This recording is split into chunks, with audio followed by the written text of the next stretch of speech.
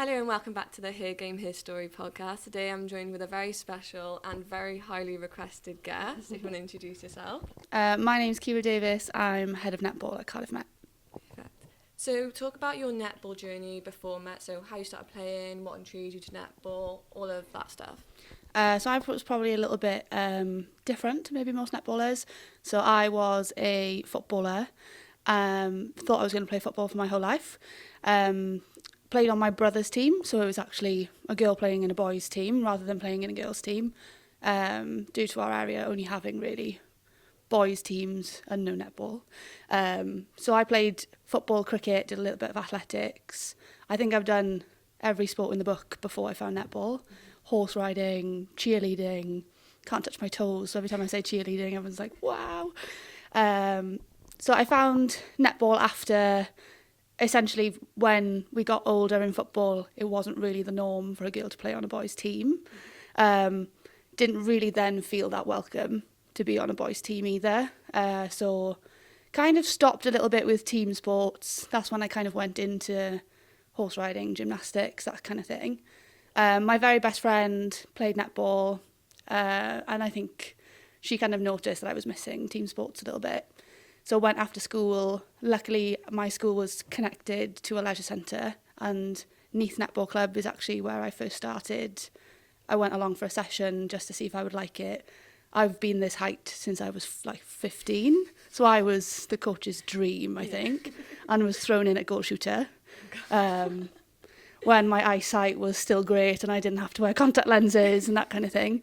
So I started netball kind of the end of school, and then realised I was okay at it because my hand-eye coordination was pretty good. Went to college and then kind of took it a little bit more seriously. My college coach, I always say, is like my greatest role model. She pushed me into coaching and umpiring as well. Was always kind of like the 12th player in the squads, obviously not playing for very long and some people playing since they could walk.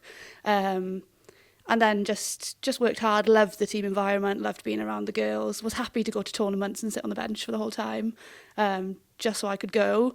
And then kind of developed a lot when I came to university, decided I really did want to concentrate on netball.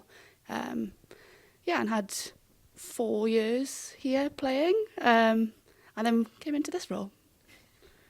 So why did you decide to join Met Netball then? So as a player then, what intrigued you to come here, and then what made you want to stay and coach then as well? So originally it was the course that brought me to Cardiff Met, so I studied sport performance analysis. I knew I wanted to study sport. I started doing A-levels in law, history, Welsh, that kind of thing, and then thought not for me. So I actually changed and went to like a vocational BTEC sport course in the second year of college. Knew I just loved sport, like I had to work in sport. Didn't really know which degree to do. And then I came here, and I think probably from the way that you know me as a coach now, numbers make sense to me. I like stats. You can't lie about numbers. You can't hide away from them. So I wanted to definitely do sport, but didn't want to do sports coaching. Knew I definitely didn't want to be a teacher. Even though everyone thought I was I suppose born to be a PE teacher at some point.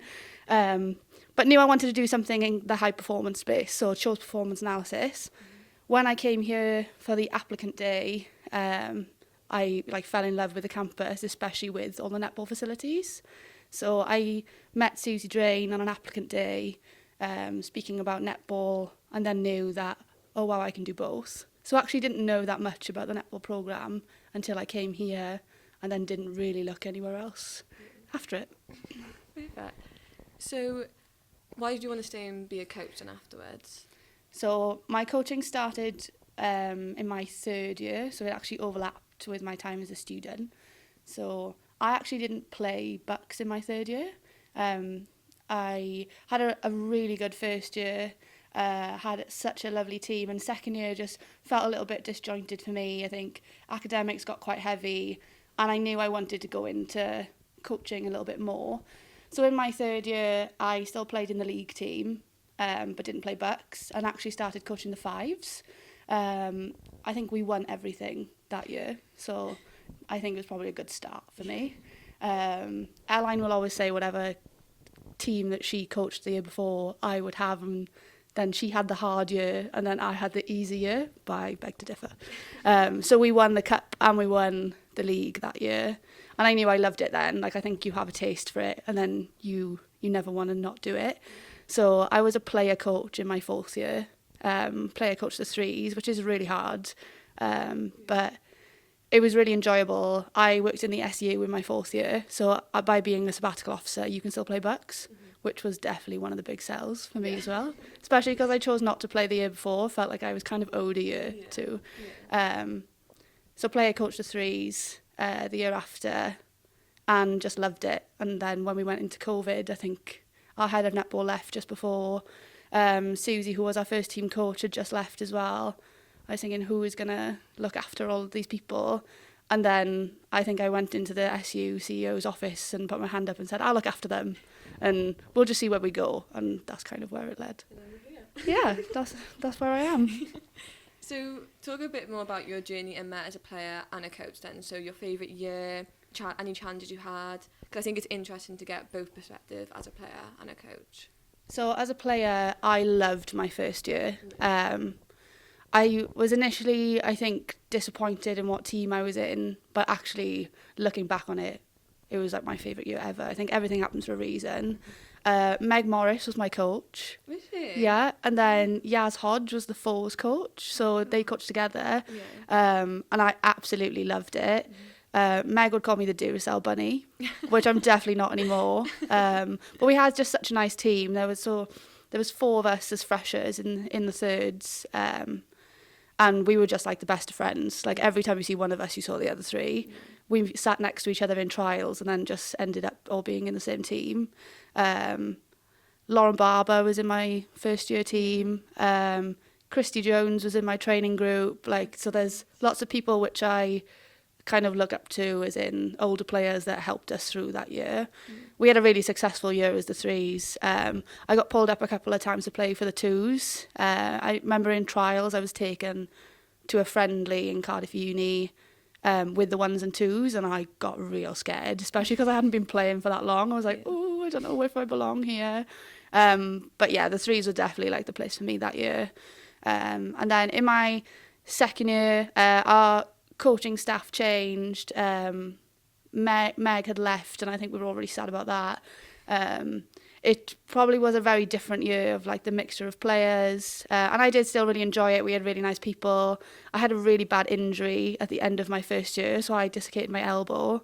I was pushed into a wall in Arches Arena, and I think everyone went, oh, that doesn't look very good. I've been injured every year I've been at Cardiff Met. Really? So every time that someone else gets injured, I always have like the life lessons for them. As in, you're never going to be right unless you recover. So I had a really bad injury at the end of my first year. I don't think I really like mentally got over it.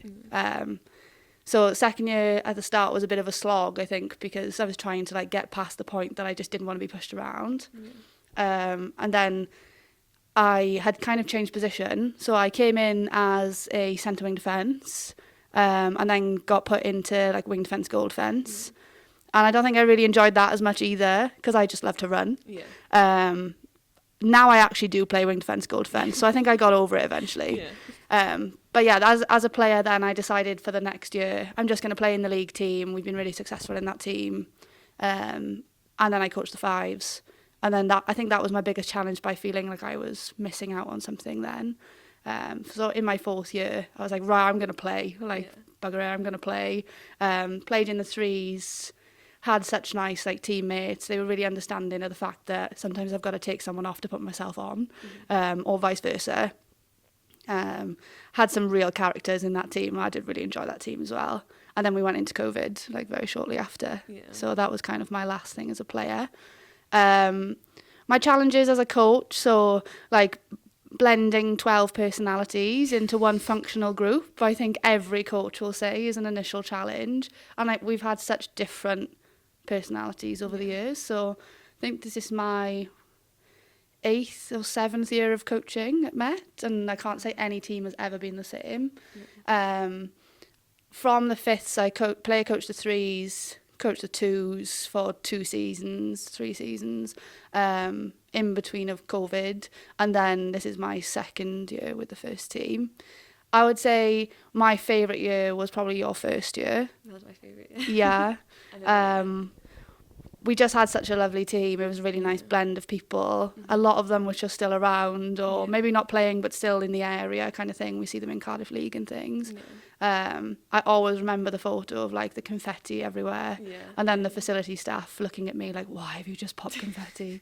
Yeah, we had a really nice team that year. Really nice blend of personalities. I don't think I really had to try that hard for you all to kind of click with each other.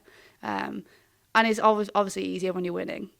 As well. So I think we only lost a cup semi-final. Other than that, we won everything else. And we don't want to talk which about we're still that. really salty about, and I will never forgive people for getting the scoreboard wrong. But other than that, that was probably my favourite year because it almost felt like the easiest year a little bit. And then I have really loved looking after the first team. I think my inner competitive edge comes out a little bit more with the first team. Everyone knows that I want to win, and I think it goes on to everyone else that they want to win too. And I think we've got better like every week. Not to say we haven't had challenges, but I think everyone is adult enough to deal with things. People are way more like open and honest with me, which obviously makes my life way easier. So I'm not guessing, are people hurt, are people ill, is something going on, that kind of thing. So I have really enjoyed the last 2 years as well. But I would say your first year sticks out in my mind. Yeah, I always say my first year was my favourite year. So what has been the toughest uni for you to play against, home and away? And then as a coach as well, who do you think is the toughest home and away? Oh, okay. As a player, that was a long time ago. When Aberystwyth were in the higher leagues, it was just such a long way to go. And I remember going up there in my first year and thinking, God, this road is never ending, we're never going to get there. We played at like 6 p.m. or something silly like that, and then had to drive all the way back in the dark. So yeah, that was a lot, and the sports hall was freezing, like you couldn't even feel the end of your toes, and then trying to run around. And actually when they came to play us at home, that's when I dislocated my elbow. So I probably just didn't like playing Aberystwyth. So they were in my division in my first year. And then I would say as a coach, I think the obvious one is Loughborough, but I actually don't feel like I struggle to coach that. I think the most challenging one I always have is like Exeter. Like I just find like they find a way to just like wiggle through us kind of thing. Like every time we play Exeter, I always feel like we look like the better team and we just can't get over the line. And they're the ones that like itch away at me at night. Like I know if we go to Loughborough and we lose, but we play well, I'm happy with that. And we have played well. Like the 2 times we went up to Loughborough, I would really love to not have to see Loughborough in a quarter-final. So that's our target for next year. But I think with Exeter, it's obviously quite a long way. They sprung on us that it was their varsity when we turned up there last time. So that wasn't ideal. And yeah, you kind of never know with the officials which way that's going to swing. So it's all very much a land of the unknown when we go away to Exeter. Every time we play away at Exeter, it's just, I just hate it. It's just never positive. Yeah, I think like when we went away this year, I was thinking, get your hands off my players. Like I was so close to like getting up on my feet, and that's the only time I've really thought I'm going to shout at someone here. And usually I can be quite, like I'm quite vocal on the bench, but I am quite calm. And I thought I'm going to have to get up at one point and really start kicking off. But it always is competitive, and they are a good team. I just think win the right way. You know what I mean? No, 100%. So this is the question that everyone has been asking. So I've switched up a bit for you. So we're going to do like an all-star match, and one team's going to be all the players that you've played with, and then the other team's going to be all the players you've coached. Oh, wow, okay. So you've got to pick 7 players that you played with, and an all-star 7 that you've coached as well. Oh, God, here we go. I don't mean to upset anyone, so no one kick off at me when you see me in the corridors. Okay, probably the easier one is like the ones I played with. So my first year, can I put myself in it? Okay, fine. Well, Rachel Jones was my goalkeeper, Maddie Clark as my goal defence, and then me as wing. That was like our trio of freshers that were like the defence in the third team. I used to love that. Maddie used to throw herself on the floor, used to be body on the line. And if she didn't hit the floor at one point, we didn't have a good game. Like, it was like army rolls across one side of the circle to the other. And we just used to, like, laugh. She used to get dick of the day every single time. So, yeah, it was great. Yeah. Rachel Jones was like an Amy Hinsley personality, shall we say. Yeah. But she was like the kindest, sweetest person, but the most competitive, and I loved that. Yeah. And the three of us would always be put wing defence, goalkeeper together, Yeah. and I used to love that. I'd say Lauren Barber as centre. Yeah. She's just class. You don't have to do that much work when Lauren Barber's playing. Mm-hmm. Wing attack, I'd probably say from my 4th year when I was player coach, Lucy Patterson was my wing attack. Yeah. She was always the one that would be like really feisty down the other end. She was one of our captains that year as well. I remember if like I was a bit nervous to put myself on, take someone off, she would come up to me and say, "Put yourself on." So she was really good. Yeah. Is local to Cardiff as well. So Yeah. used to play for Leckwith, I think. Yeah.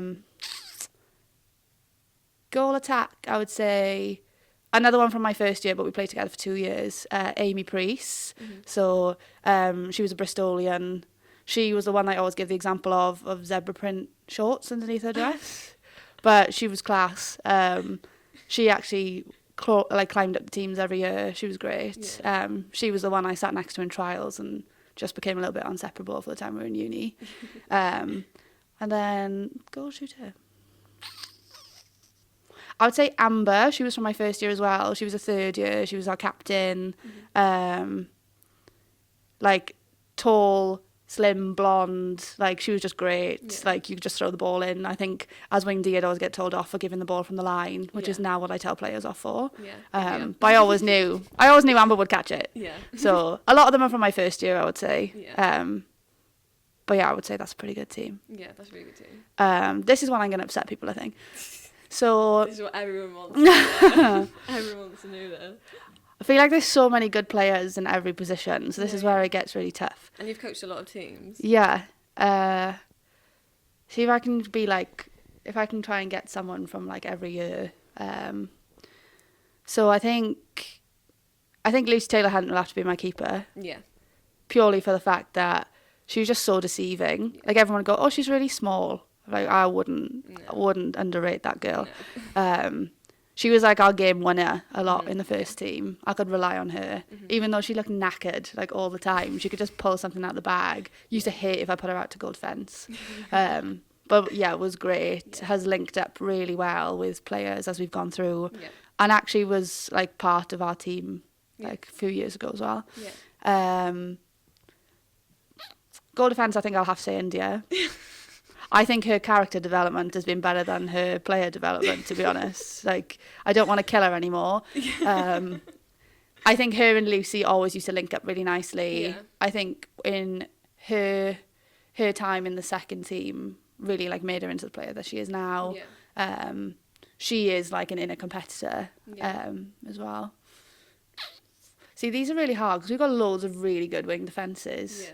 Like you've got Izzy Claxon, Maddie, Gwen Davis. Oh God. I think to make it probably like throughout the years, it would have to be Gweno. Yeah. She's another like workhorse. Yeah.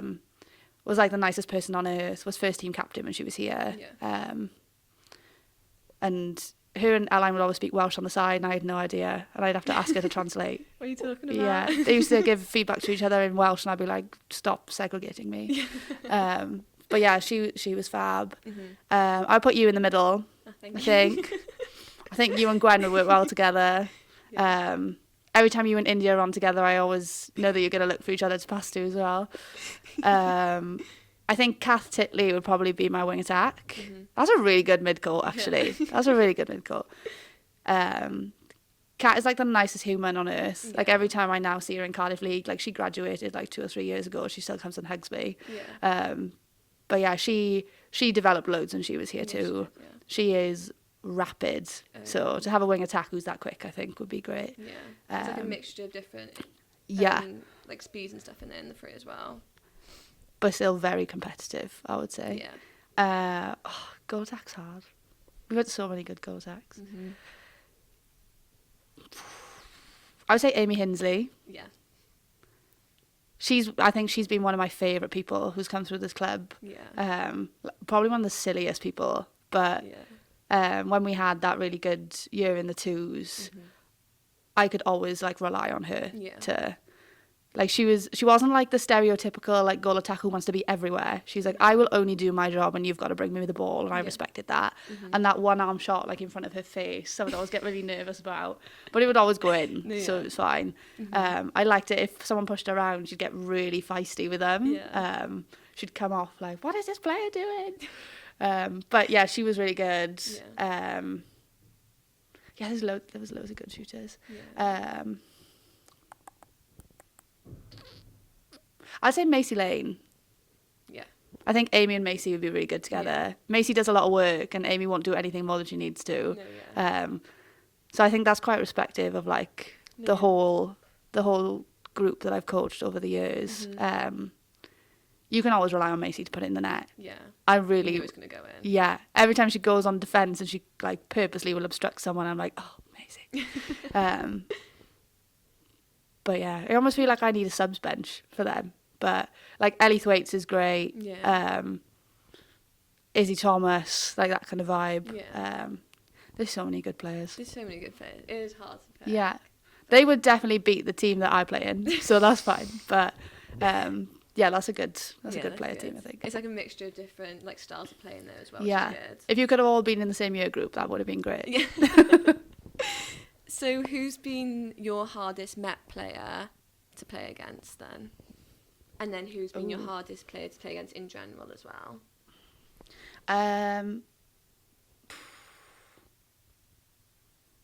When we had varsity trials one year, I played against Emily Reid. Yeah. And we were like wing defence, wing attack. And that was hard, but I think we gave each other a really, really good run. Yeah. She was like the starting wing attack for the ones, and we had a really good battle. And then I think at the end we was like respected each other for that. So that's probably within Met. Yeah. I always used to have to play like against Lauren, like centre v centre in my first year, and that was hard because she just doesn't stop running. Yeah, that would probably be for playing. And then from a different uni, oh gosh. We always used to have really good run-ins with Cardiff Uni. I mean, we still do. Yeah. Or if we ever played Worcester, we'd always have really good runnings there as well. Yeah. It's been so long since I've played anyone. Like any really like Cardiff mid-court. Yeah. Because it's just naturally a rivalry. Yeah. And when I'm wing D, usually the wing attack is supposed to be the quickest player on the court. So usually it gets quite physical, quite feisty, but I usually love that. Mm-hmm. So same question, but a bit changed slightly. So when coaching us, who have you found that you've watched a Met play and be like, I do not want to play against you? Like, is there anyone you've looked at and thought they look like they're hard to play against? And then same, like in general, if you looked at someone and thought they look like they're hard to play against? I would hate to play against Maddie Bromwich. Like we don't actually like, even though we see each other in Cardiff League, we're the other ends of the court. Yeah. So I don't actually play against Maddie. Yeah. But I always say she's got elbows like knives. Like I would just hate to play against her. Yeah. And I can see in training if someone has to play against her, like, oh god. It's almost like lucky that she's in my team, so my team doesn't have to play against her. No, Does that make sense? No, I get you. She can just get in people's head. She dictates really well. Yeah. Like she will never let you go where you want to go. No, So you've got to like exert like triple the energy to get where you want to be. And she's improved loads, like in her time here. Mm-hmm. She's grown as well. Yeah. And in training, she plays as hard as she does in games. So you don't get any let up with Maddie either. No, yeah. And then probably for like opposition, I feel like someone like Ellie Blackwell I wouldn't want to play against in Cardiff Uni. Mm-hmm. Probably like for similar reasons. Like Yeah. she works really hard Mm-hmm. and she's really deceiving. Yeah. And like probably Sari Watkins in Worcester as well. Yeah. Like she looks like you should be able to kind of give her some, and she just literally stands still so strong. There's just nothing you can do against her sometimes. And I always look when we go and play them in pre-season, I always think, I would hate to be on that court right now against her. I wouldn't wanna play against Trying to like rile up our defence to like keep going, it's Yeah. fine. And in my head, I was like, I would hate to be them. So yeah, that's probably the two, I think. Yeah. So what has been your toughest Met moment as a player and a coach then? I think in my second year of Bucks, I maybe wasn't getting the court time as much as I was when I was in my first year. I didn't disagree with it, but I think it's like hard to sit there, which is why I think I do see it now from like player perspective. But you just got to bide your time and like grit your teeth and work hard. And I think for the first half of the season, I probably wasn't doing that in my second year and just thinking, well, I was playing full games last year, so why aren't I playing full games this year? But I think that's such a linear way to think about it. I think since I've been coaching, it's just not as simple as that. Yeah. And I think I was always asking for feedback and maybe not understanding what I was being told, but not asking questions. So I think that was quite tough. Like I said, I've been injured every year.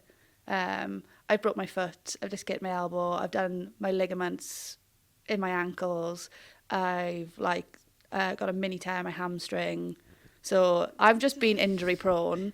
I've got a short body and really long limbs. So it seems to be the limbs that seem to hurt each other. I was really, really ill in my third year at one point around my dissertation, which wasn't fun. So that was tough too. But I think coming back from injury must be the toughest. Like probably Amelia probably said something similar. I don't think I've had an injury as serious as Amelia. Like I've come back relatively okay, I would say. I'm still in one piece. But yeah, injuries can be really tough to deal with, and I just think that really teaches you positive mindset as well. And then as a coach, I would say one of my toughest moments is that semi-final against Worcester will always stay in my brain. Whenever it's close, whenever the scorelines are close, I find them tough because straight away I look and think to myself, what could I have done differently?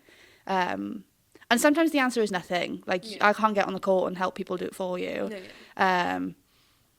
Also, you wouldn't want me getting on the court because you're all better players than I ever was. So you wouldn't want me to come on and help you. But I think in those moments, like, players are feeling rubbish. And then I have the tough job of trying to make it that positive. And actually, there's some games we've come out the wrong side of the scoreline, but actually everyone's played really, really well. So actually, it's easy for me in that respect. It's if we're like, oh, it could have been one turnover, one shot, one rebound.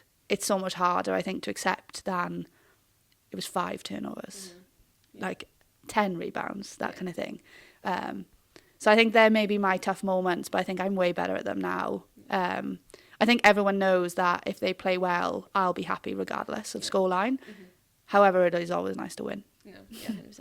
I don't think I'll ever get over those 2 semi-finals in the sports hall. No, ever. I don't think we can ever play in the sports hall again after that. I'm scarred. I can't. And then what's been your favourite Met moment as a player and a coach? That's tough. I think as a player, it was like my end of year awards in my first year. We've just gone through like a whole season as a team. I was such good friends with my team. There was so many people leaving and it was really sad because we had loads of third years on masters in our team too. That was probably my favourite moment. Meg got up and did a speech and it was really nice at the end. So I would say that was like my favourite year as a player and then my favourite moment coming together at the end. As a coach, one of my favourite ones was, as we were coming out of COVID, we went to our first sports awards and Netball won the Student Life Award. And it was all around like creating a supportive environment for the club. And I said that was my only aim as a coach, is just make people feel like they belong. And then when we won that award, I think I was crying on the stage. I was like, stop crying, they're taking photos of you. But that was like really satisfying, especially because I'd only just thrown my hand up and gone, I'll look after them. And I was thinking, what the hell have I done? But I'm still here, so I can't have done that bad a job. And our performance programme has got so much better. I like to think I've had a little part to play in it. So I think that's my best moment as a coach, kind of away from the court. But I think getting to quarterfinals with the first team, that was our target for 2 years in a row and we got there. And we can see that like we're so much more capable of quarter-final, where actually a couple of years ago, we didn't even know if we were going to get there. Yeah. So we're all going in the right direction. Yeah, perfect. So to conclude the podcast then, what would you say to people who are thinking about joining Cardiff Met Netball, and what would you say would intrigue them to join? I think with Cardiff Met Netball, I don't think people realise how many people are actually part of the club. No, I didn't realise when I was joining. No. And it just keeps getting bigger, and I think we're going to have to stop somewhere. But there's like netball for everyone. Like, you don't have to be playing performance level to find somewhere to play netball here. Like, we have social leagues, we have our development teams, we have 7 competitive teams. So if you want to play netball at Cardiff Met, there's always an opportunity to play. I think listening to like some of your podcasts, everyone has said like it's just a big family, everyone looks after each other, and that's all we wanted it to be in the first place. And winning games is great, but actually if everyone was miserable winning games, then I'm probably not doing my job. But I think it's like we all lean on each other. Like, if someone's having a tough time, they know they can go to their teammate, they know they can go to their coach. So I think it's the environment that will bring people here and will keep people here. And then I think for anyone that's kind of in between universities, not really knowing where to go, like, I feel you, because it's tough trying to pick somewhere to go. But I would say you'll always get like a feel for something. So go and visit and go and have a look at things and go and speak to people. Our massive seller is our campus is small, but there's so much stuff packed into it. So you're not walking miles and miles for your sport facilities and then walking miles and miles the other way for their academics. A lot of people live on campus in their first year. And our performance programme is only getting better. So we've got full-time performance services staff, which when I was a player, you could only dream of. Like full-time physio, full-time S&C, athlete lifestyle, sports psych. A lot of other universities provide them as placements, but we actually have full-time staff here. Our coaches are great. Our coaching team, our workforce, our umpires are amazing. So I think it's just the all-round experience that I think we've built to be really good. And I think probably the easiest thing is go and talk to a player, and you'll find out straight away. I think there's a lot of behind-the-scenes stuff that people don't realise happens. Yeah, a lot of strings are being pulled, shall we say. They only see turning up twice to train and turning up on a Wednesday. But yeah, I think behind the scenes we've worked really hard to kind of make it look like that it just all happens. Like, it's definitely not just me. Like, there's people across our performance services team. Like, Amelia has stepped up massively in her time here. All of our coaches, our committee, anyone volunteering, even some of our umpires. I think Becky and Donna have done first team games for years now. I don't think you might have ever seen other person do a first team game.